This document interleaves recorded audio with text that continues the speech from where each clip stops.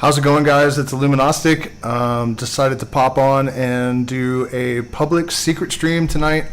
So with our secret streams, we do all kinds of different topics, but for the last couple of months, we've been going through this copy of Albert Pike's Morals and Dogma, which was a formerly secret book of Masonic lore and knowledge and information from all over the planet, from all different time periods. It's a great compendium of knowledge, and one of the main accomplishments, I think, is that he sort of goes throughout these time periods and finds all the consistencies, all the things that everyone everywhere believed at some point. And so he establishes pretty well that at some point there was a sort of ubiquitous sort of spiritual outlook. And, you know, even though it wasn't identical, the mythological sort of or allegorical representations of this stuff was not, you know, it was pretty consistent. And so over time, as the human consciousness evolved, and, you know, he points out that this stuff could kind of be viewed as a map of human consciousness, certain aspects of it that were incorrect or that were, how does the audio sound, by the way? I see some clipping here, but I'm not convinced that it's a problem, so I don't want to mess with it. If somebody can let me know in the chat whether we sound good or not. And so you see over time how these bits and pieces of irrelevant parts and the stuff that really doesn't have substance kind of falls away. And we are, according to Albert Pike in this book, we are nearing a point in the process that will ultimately result in the march, the great march of the ages, the great revolution of the ages will begin to march, and that it has for its aim the amelioration of mankind from prejudice and superstition. And okay, right on. Right on. Okay, cool, you guys. Yeah, you guys are going to dig this. If you're not patrons, you should become patrons, because basically we've been doing this for 2 months. I'm going to jump in right where we are in the secret streams, and then when we're done in a half an hour, I'm going to jump off and I'm going to continue in a secret stream. And so just want to let all you guys know that have been on the fence about becoming patrons what you're missing. And we actually are jumping in a really good spot. And so we've been going through the book fine comb, and I actually read every bit of it and then add some commentary because it can be a bit dense.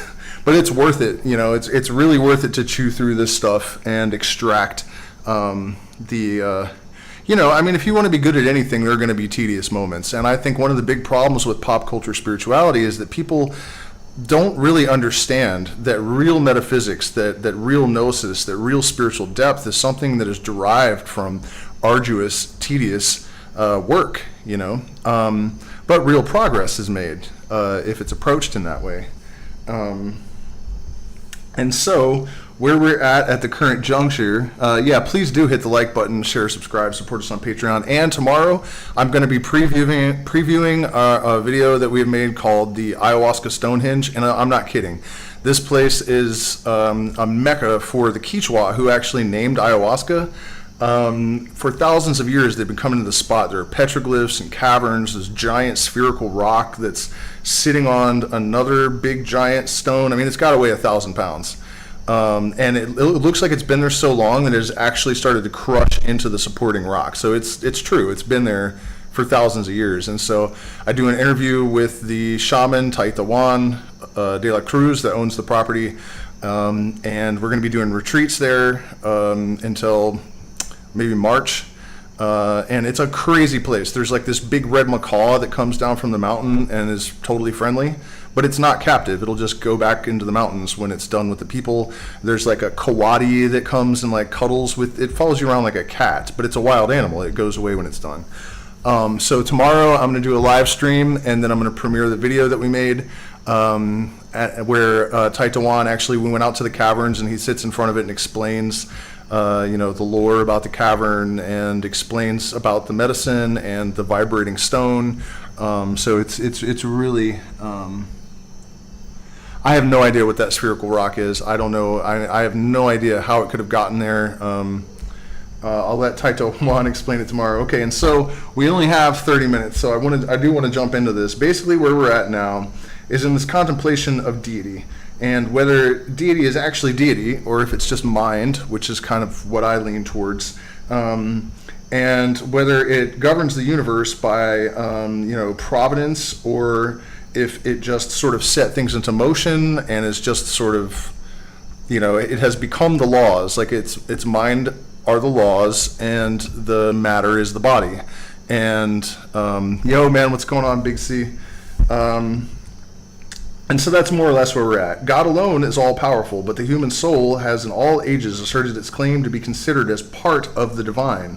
And this is where you get the idea, that a lot of people point the finger at Freemasonry and they say that it's Luciferian and all that. One of the Christian tenets generally is that if you consider yourself to be a fragment of divinity, you are blaspheming against God, which I think is the ultimate blasphemy, which is the big irony, right? That, to separate divinity from creation is absolutely pure satanic evil in my mind. But for many Christians, it kind of goes without saying. I see 10 viewers and only one like. So, right away we have some things to consider that are pretty profoundly important, I think. The purity of the spirit, said Van Helmont, is shown through energy and efficaciousness of will. God, by the agency of an infinite will, created the universe, and the same sort of power in an inferior degree, limited more or less by external hindrances, exists in all spiritual beings. The higher we ascend in antiquity, the more does prayer take the form of incantation. And that form it still in a great degree retains, since the rites of public worship are generally considered not merely as an expression of trust or reverence as real spiritual acts, the effect of which is looked for only within the mind of the worshiper, but as acts from which some direct outward result is anticipated, the attainment of some desired object, of health or wealth, of supernatural gifts for body or soul, of exemption from danger or vengeance upon enemies. Prayer was able to change the purposes of heaven and to make the devs tremble under the abyss. It exercised a compulsory influence over the gods. It promoted the magnetic sympathy of spirit with spirit. That is a huge clue there, by the way, you guys. Electromagnetic energy is the central crux secret of all of this, and it promoted the magnetic sympathy of spirit with spirit. And the Hindu and Persian liturgies addressed not only to the deity himself, but to his diversified manifestations were considered wholesome and necessary iterations of the living or creative word, which at first effectuated the divine will, and which from instant to instant supports the universal frame by its eternal repetition. And there's a lot to unpack there. Holy crap, man. I mean, that's one of the gifts of genius, and one of the great techniques of magic, actually, is to be able to condense a tremendous amount of information into a small, compressed little nugget. So, great powerful symbols like the pentagram, the tetragrammaton of the Hebrews, Hebrew writing in general, actually, because each character represents a number, basically a glyph, I guess, and a sound, right? So it has this like triune or three-layered, concrescence of meaning. And so when you combine that together, you have, each letter has numerical relationships, phonetic relationships, and then pictorial relationships. And so, even if you're not consciously thinking about all this, you're processing a lot more information when you're reading Hebrew than when you read English, for example. And that's why it's used in the temple. That's why it's used in nearly every different branch of the Western occult tradition and the surviving mystery schools.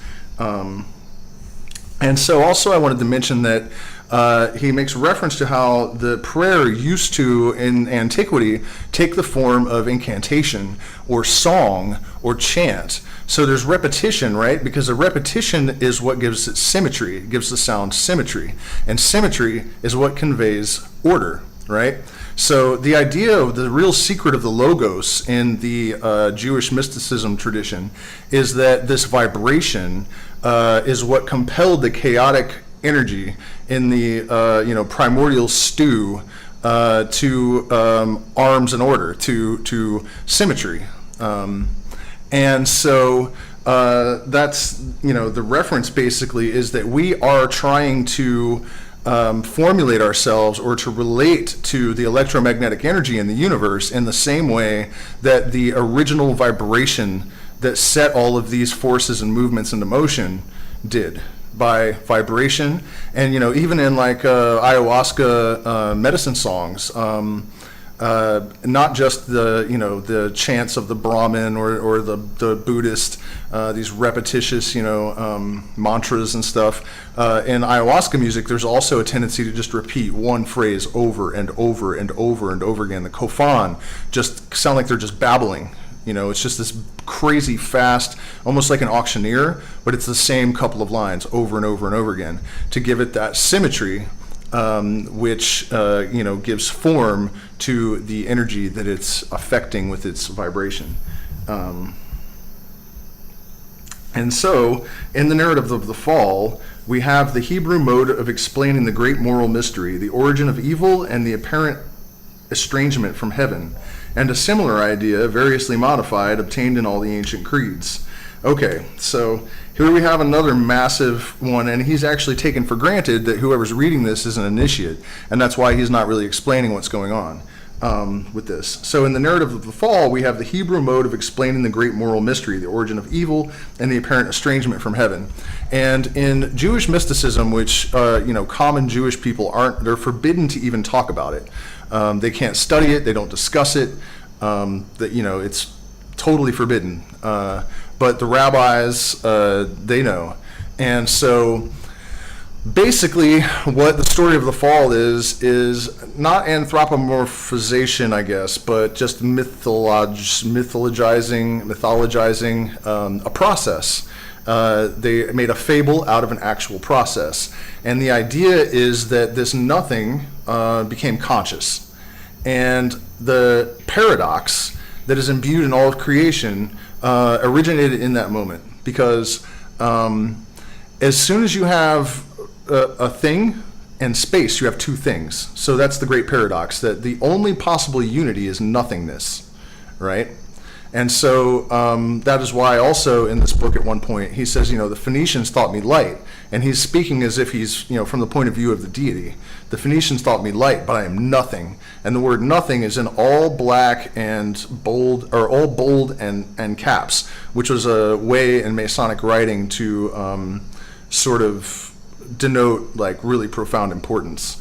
So as soon as the thing became aware of itself, this consciousness, this awareness is what shattered the perfection of eternal nothingness, creating duality and giving rise to two things. And that is this wave that rushed forth that was the light bearer. It was Lucifer, because it is the electromagnetic wave that facilitates light, the existence of light.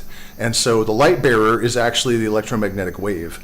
And the descent or the fall, the real meaning of that is that it was this realization, this knowledge, right, that caused the electromagnetic energy to basically assemble itself into matter and become dense and heavy. And that's the real story. And so the symbolism of eating of the tree of the fruit of knowledge of good and evil, that story, the way it's presented, the way it's understood in mainstream Christianity, is literally demonizing consciousness itself. And that is, I have a few videos I've made about how pure evil Christianity, the whole Judeo is Christian Islamic, that whole trinity of darkness, it's not an exaggeration, because even if you don't pick this stuff up with your conscious mind, your subconscious totally understands it. So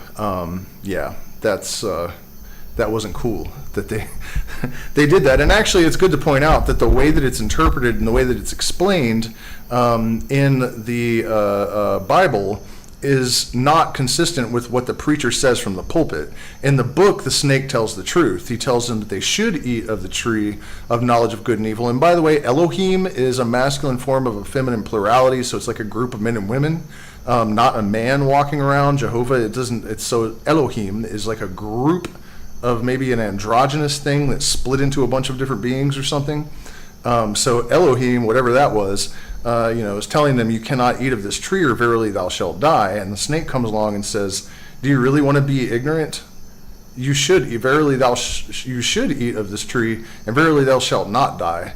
Thou shalt know, and thou shalt be like Elohim. Thou shalt know as Elohim knows. And so they eat, and then they know, and so the snake told the truth, in case you missed that. So moving right along here, because I do have to make it to the secret stream in 13 minutes. The Hebrew mode of explaining the great moral mystery, the origin of duality and evil and all of that we just went through. Everywhere man had at the beginning been innocent and happy and had lapsed by temptation and his own weakness from his first estate. Man had the truth and he found error. Thus was accounted for the presumed connection of increase of knowledge with increase of misery. And in particular, the great penalty of death was reconciled with divine justice. Subordinate to these greater points were the question: why is the earth covered with thorns and weeds? Whence the origin of clothing, of sexual shame and passion? Whence the infliction of labor? And how to justify the degraded condition of woman in the East, or account for the loathing so generally felt towards the serpent tribe? The hypothesis of a fall required under some of its modifications in all systems to account for the apparent imperfection in the work of a perfect being. Was, in Eastern philosophy, the unavoidable accompaniment and condition of limited or individual existence, since the soul, considered as a fragment of the universal mind, might be said to have lapsed from its preeminence when parted from its source, and ceasing to form part of integral perfection. The theory of its reunion was correspondent to the assumed cause of its degradation. To reach its prior condition, its individuality must cease. It must be emancipated by reabsorption into the infinite, the consummation of all things in God, to be promoted by human effort in spiritual meditation or self-mortification, and completed in the magical transformation of death. And so, once again, there's a tremendous amount to unpack. You see why we've been doing this for months in the secret stream? Big C, I honestly think it was probably something more like acacia and Syrian rue, because that's what it would have been available in that area. I don't think that there were any psilocybin mushrooms to be found in the desert out there. But there was definitely Syrian rue and acacia. And in fact, the connection that can be made between those plants and the mystery schools is still evident in the fact that Masons still sprinkle acacia leaves, which contain DMT and would have been part of this brew, on the graves of other Masons when they die. So, there's still a pretty direct reference to that beverage, I think, that has, the kykeon and soma and whatnot, in the various mysteries. Okay, but so we're talking now about, okay, so if this God is eternal perfection, then how would it create an imperfect universe? And so, this is a really complicated and difficult to talk about subject, but it's basically the devil's bargain, as Joni Mitchell put it. The idea is that this nothingness is like eternal perfection because there's no shadow, there's no line, there's no crease, there's no taint, there's no darkness, there's nothing, but there's absolutely nothing. So do you want to spend all of eternity in this like perfect nothingness where absolutely nothing happens, or would you like to have a process and something to do? And so at some point when this nothingness became conscious, you may argue that it made a bad bargain becoming conscious, but once it had done that, then there was a process, and the process basically is that this imperfect creation resolves itself and becomes nothingness again. And we have some support for that idea from the physics community now, with the theory of what is it called, quantum loop theory. And so, many years ago, I had this sort of vision of the phoenix, I guess, or an understanding of what the phoenix was really symbolizing, and it was before I had heard anything about this idea that nothingness became conscious and all of that mystical stuff. I'd never heard it anywhere. It was just purely my own invention, or I thought so at the time anyways. And, I realized that nothing became conscious, and then this process of replication through reflection just basically continues until all possibilities are exhausted, and then the process reverses. The light consumes itself, because all matter is light in a standing wave. This is what the Ouroboros symbol really means. It's a dragon of light consuming itself. The same dragon that taught all this stuff to Hermes, because the light is the consciousness in the teacher. And so eventually it consumes itself and it all collapses back in. And that energy doesn't go anywhere, though. So it's condensed back into this point, and then once it is condensed enough, it explodes and the whole process starts over again. And so this is kind of what he's alluding to here when he's saying that it must be emancipated by reabsorption into the infinite. And so another way that this can be thought of is in one of Aleister Crowley's books, I think the Book of Thoth, he talks about this, and he says that, you know, there was this process of the crystallization of thought, of this thought of spirit, and the next thing that will happen is the redintegration of that crystallization back into spirit. And this is actually what the pentagrams symbolize. People think that the inverted pentagram is evil, when in reality it's just the symbol of the descent of consciousness or light into matter. And then if you turn it the other way, it's a symbol of that light redintegrating back into the source. And as man had fallen, so it was held that the angels of evil had from their first estate, to which, like men, they were in God's good time to be restored, and the reign of evil was then to cease forever. To this great result all the ancient theologies point, and thus they all endeavored to reconcile the existence of sin and evil with the perfect and undeniable wisdom and beneficence of God. With man's exercise of thought are inseparably connected freedom and responsibility. Man assumes his proper rank as a moral agent when, with a sense of the limitations of his nature, arise the consciousness of freedom, and of the obligations accompanying its exercise, the sense of duty and the capacity to perform it. To suppose that man ever imagined himself not to be a free agent until he had argued himself into that belief would be to suppose that he was in that below the brutes, for he, like them, is conscious of his freedom to act. Experience alone teaches him that this freedom of action is limited and controlled, and then what is outward to him restrains and limits this freedom of action. He instinctively rebels against it as wrong. The role of duty and the materials of experience are derived from an acquaintance with the conditions of the external world, in which the faculties are exerted, and thus the problem of man involves those of nature and God. Our freedom, we learn by experience, is determined by an agency external to us. Our happiness is intimately dependent on the relations of the outward world and on the moral character of its ruler. So one of the things that, you know, he started to talk about and then kind of diverted a little bit was this idea that the point of all of this, this evolution of consciousness, that the evolution of man, the development of our spirit to a higher nature, the impact of gnosis, is that ultimately we will be able to balance our freedom with our responsibility and the obligations that are dictated to us. And it's something that can be done without even abandoning serving our self-interest, which is something that is lost on a lot of lost people, right? Because the reality is that if you rightly understand this, your capacity for freedom and the parameters of the strictures that have sort of that bind you and limit your freedom are actually loosened. And so you know, it turns out that a lot of the things that people do that are selfish and self-interested are actually, at the end of the day, self-limiting.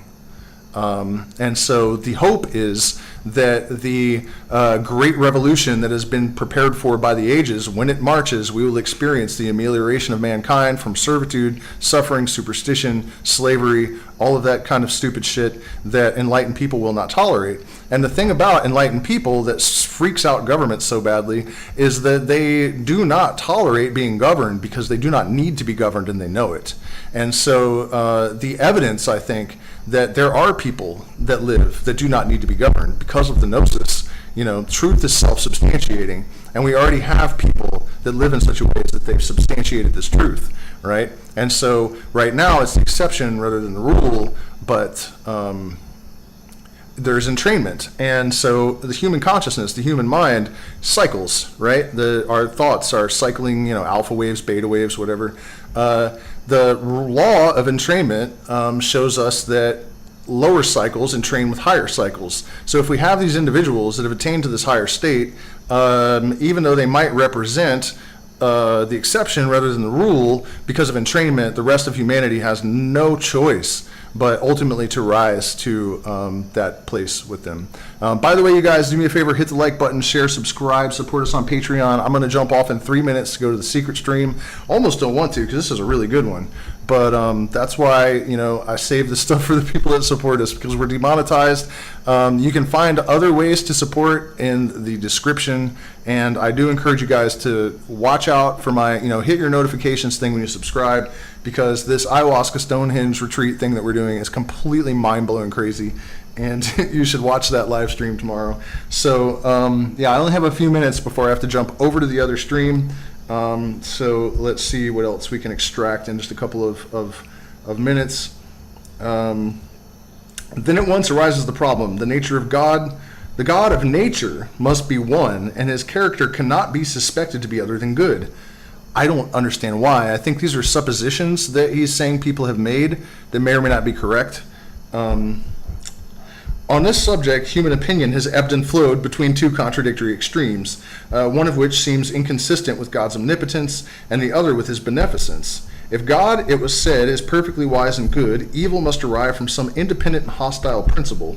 If, on the other hand, all agencies are subordinate to one, it is difficult, if evil does indeed exist, if there is any such thing as evil, to avoid the impiety of making God the author of it. So he's basically saying, if there is evil, and God is one, God is just as evil as he is good, or it, whatever. I don't like to call God he or she. Obviously, it's everything. If it's the totality of existence, it is equal part dark and light. This idea that there's some evil being laying around, you know, trying to sabotage everyone's lives and being an adversary and rebelling against God. Even in the Bible, the only time Satan shows up, he does exactly what God tells him to. He goes and tortures Job because Jehovah tells him to, right? That's not exactly rebelling.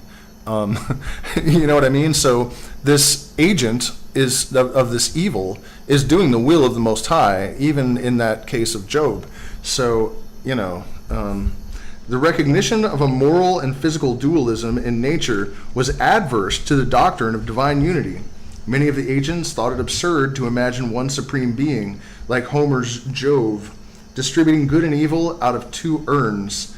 They therefore substituted, as we have seen, the doctrine of two distinct and eternal principles, some making the cause of evil to be the inherent imperfection of matter in the flesh, without explaining how God was not the cause of that, while others personified the required agency and fancifully invented an evil principle, the question of whose origin indeed involved all the difficulty of the original problem, but whose existence, if once taken for granted, was sufficient as a popular solution of the mystery, the difficulty being supposed no longer to exist when pushed a step further off, as the difficulty of conceiving the world upheld by an elephant was supposed to have gotten rid of when it was said that the elephant was supported by a tortoise. So basically he's saying this idea that there is this evil principle that is separate from this one God was just a sort of ridiculous lie that people told themselves in order to cope and in order to, I mean, I see this so much as a plant medicine facilitator.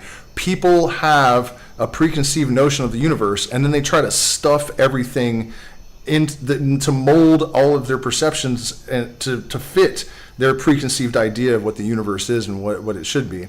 And, you know, unfortunately, I think one of the big problems with plant medicine and psychedelics is that people don't actually use them usually to discover the truth. They use them to condition themselves to perceive a fluffy reality that just isn't really there. And I don't think that's what they're for. So be forewarned, by the way, if you come to see me, it is about healing and it is about positive things. But it's ultimately about stripping away all of your bullshit, all of your, you know, like projections, and actually seeing the universe as it actually is. And just not trying, you know, you're not trying to condition yourself to perceive things the way you want to, but as they actually are. So, all right, I'm going to jump over to the secret stream. I hope all of you guys join us.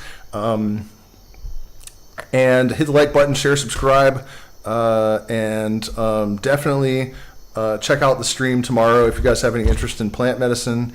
And I will see some of you in the secret stream in just a moment.